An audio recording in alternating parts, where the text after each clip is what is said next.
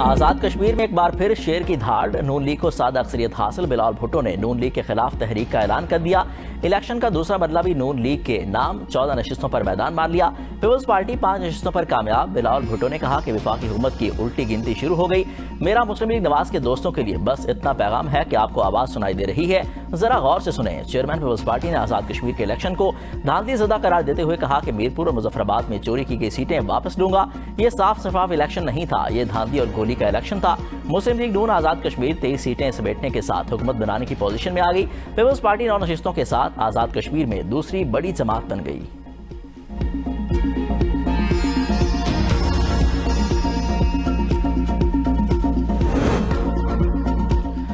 وزیر اعظم شہباز شریف کی آزاد کشمیر انتخابات کے دوسرے مرحلے میں کامیابی پر پارٹی کو مبارکباد، کہا کہ کامیابی قائد نواز شریف کی پوری ٹیم کی محنت کا ثمر ہے۔ مسلم لیگ نون کی قیادت نے آزاد کشمیر میں کامیاب انتخابی مہم چلائی۔ کامیاب کشمیریوں کا نون لیگ کی پالیسیوں پر اعتماد کا ثبوت ہے۔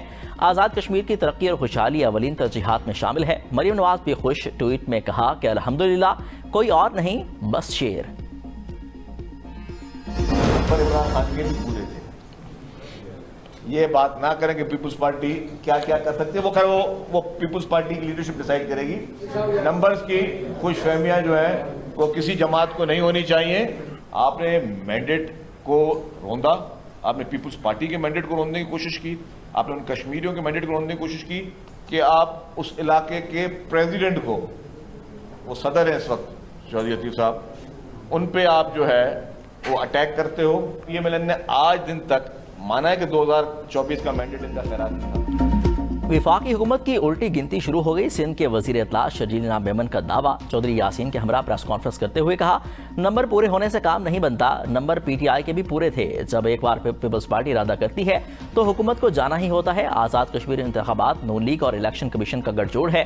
فروری 2024 کو جو کچھ ہوا وہی کشمیر میں دہرایا گیا۔ پنجاب اور وفاق میں فارم 47 کی حکومت، یہ فارم 47+ کی کارروائی ہے۔ پیپلز پارٹی میدان خالی نہیں چھوڑے گی۔ نون لیگ نے آزاد کشمیر میں دھاندلی کی اور پھر کسی پشیمانی کے بغیر پریس کانفرنس میں متکبرانہ لہجے میں اختیار کرتے ہوئے کہا کہ پیپلز پارٹی کے شہید کارکن اور لطیف اکبر پر ہونے والے حملے کا تمسخر اڑایا۔ وفاق اور پنجاب حکومت کے گٹھ جوڑ سے پیپلز پارٹی کو ہرایا گیا۔ نون لیگ کے امیدوار ٹھپے لگاتے رہے۔ ہم نے تحریری شکایات کی، مظفر آباد میں دھوپ نکلی تھی اور انہوں نے بارش کا بہانہ بنا کر اہل 27 میں انتخاب ملتوی کیا۔ نون لیگ خیراتی مینڈیٹ سے اقتدار میں آئی۔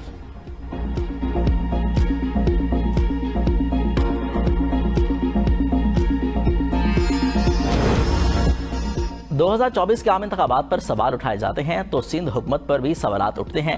الزام لگانے والے اپنے دعووں کے شواہد بھی پیش کریں۔ وفاقی وزیر اطلاعات عطا اللہ تارڑ کی میڈیا سے گفتگو، کہا کہ مخالفین کو آزاد کشمیر میں ہماری کامیابی ہضم نہیں ہو رہی۔ نون لیگ پر بلا جواز الزامات لگائے جا رہے ہیں، انہیں بے بنیاد الزامات کے بجائے اپنی کارکردگی کا جواب دینا چاہیے۔ پیپلز پارٹی کو تحمل اور برداشت کا مظاہرہ اور نون لیگ کی سادہ اکثریت کو قبول کرنا چاہیے۔ عوام جانتے ہیں کہ کس نے مسائل حل کیے اور کس نے صرف دعوے کیے۔ شرجیل میمن کے الزامات بے بنیاد ہیں۔ اپوزیشن انتخابی نتائج کو خوش دلی سے قبول کرے اور آگے بڑھنے کی سیاست اپنائے۔ گلگت بلتستان میں کامیابی پر نون لیگ نے جس طرح مبارکباد دی تھی، پیپلز پارٹی کو بھی آزاد کشمیر کے الیکشن میں کامیابی پر نون لیگ کو مبارکباد دینی چاہیے۔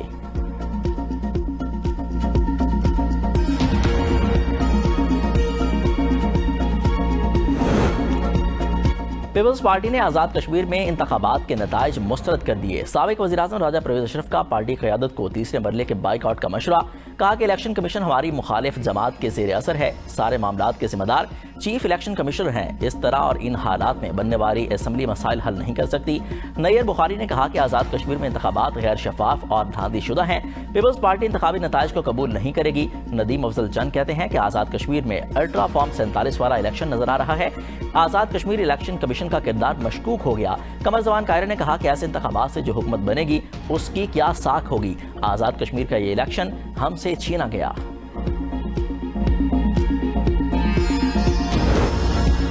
کشمیر کی عوام نے ترقی کو ووٹ دیا، پیپلز پارٹی اس حد تک گر گئی کہ پی ٹی آئی پارٹ 2 بن گئی ہے۔ वज़ीर इत्तलात पंजाब अस्मा बुखारी की प्रेस कॉन्फ्रेंस, कहा कि पंजाब में मरियम नवाज की बेहतरीन कारकर्दगी कश्मीर इलेक्शन में कामयाबी की बुनियादी वजह बनी। मुखालिफिन 18 साल इक़्तिदार के बाद भी आवाम को अपनी कारकर्दगी बताने में नाकाम रहे। पीपल्स पार्टी को अपनी कारकर्दगी साबित करने के लिए इश्तिहारी मुहिम का सहारा लेना पड़ रहा है। गिलगित बल्तिस्तान में भी पीपल्स पार्टी को इस्तेकाम पाकिस्तान पार्टी के साथ मिलकर हुकूमत बनाना पड़ी। पंजाब के मुस्तरदशुदा सियासतदान मुल्क में इंतशार और फसाद फैलाना चाहते हैं। बाशऊर अवाम फसादी सियासतदानों के मज़मूम अज़ाइम को कभी कामयाब नहीं होने देंगे। धांधली में कोई ठोस सबूत जमा नहीं कराया गया। शिकस्त खुर्दा अनासिर अवाम को गुमराह करने की कोशिशों में मसरूफ हैं।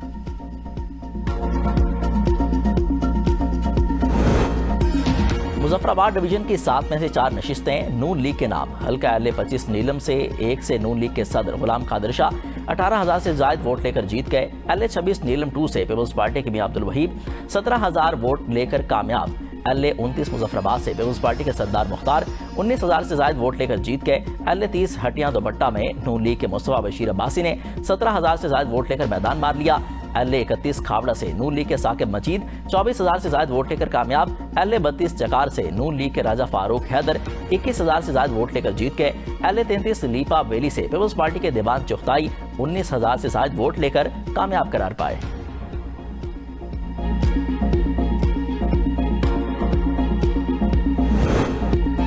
महाजरीन की 12 नशिस्तों में से 10 पर मुस्लिम लीग नून कामयाब। LA-34 जम्मू 1 से नून लीग के नासिर हुसैन 5,000 से जायद वोट लेकर जीत गए। LA-35 जम्मू 2 से नून लीग के इस्माइल गुजर 23,000 से जायद वोट लेकर कामयाब।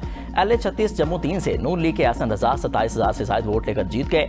LA-37 जम्मू 4 से नून लीग की मरियम जावेद 28,000 वोट लेकर जीत गईं। LA-38 जम्मू 5 से नून लीग के ज़ीशान अली 13,000 वोट लेकर जीत गए। LA-39 जम्मू 6 से राजा सिद्दीक 10,000 से जायद वोट लेकर जीत गए। LA-40 कश्मीर वैली 1 से पीपल्स पार्टी के आमिर अब्दुल गफ्फार ने मैदान मार लिया। LA-41 कश्मीर वैली 2 से नून लीग के आमिर शाह 1,000 से जायद वोट लेकर जीत गए।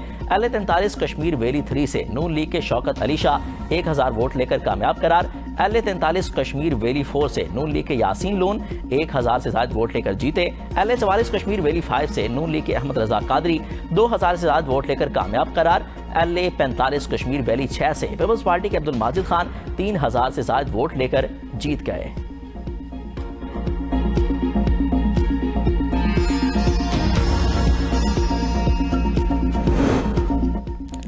ज़राई तरक्याती बैंक आइस्को, फेस्को और गैपको की निजकारी।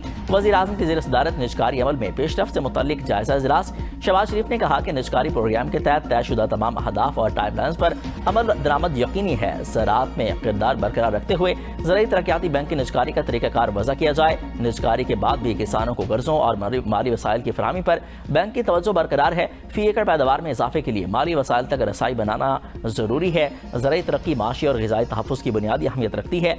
वज़ीर आज़म शहबाज शरीफ को आइस्को, फेस्को और गैपको की निजकारी के अमल पर भी ब्रीफिंग दी गई।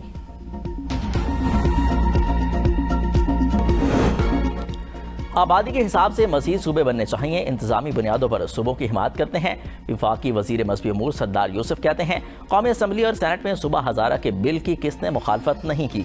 हज़ारा के अवाम मुत्तफ़िक है कि एडमिनिस्ट्रेटिव बुनियाद पर सूबा बनना चाहिए। 2011 में सूबों की तहरीक शुरू की। तमाम सियासी जमातों के नुमाइंदे तहरीक में शामिल थे। सीनियर सियासतदान महमूद मौलवी कहते हैं, इंतजामी बुनियादों पर नए सूबे बनने चाहिए और इसके लिए रेफरेंडम भी होना चाहिए। सिंध में इंतजामी यूनिट्स के क़याम से सूबे को किसी किस्म का नुकसान नहीं पहुँचेगा। सियासी इस्तेहकाम की खातिर अवामी राय जानने के लिए रेफरेंडम में कोई कबाहत नहीं।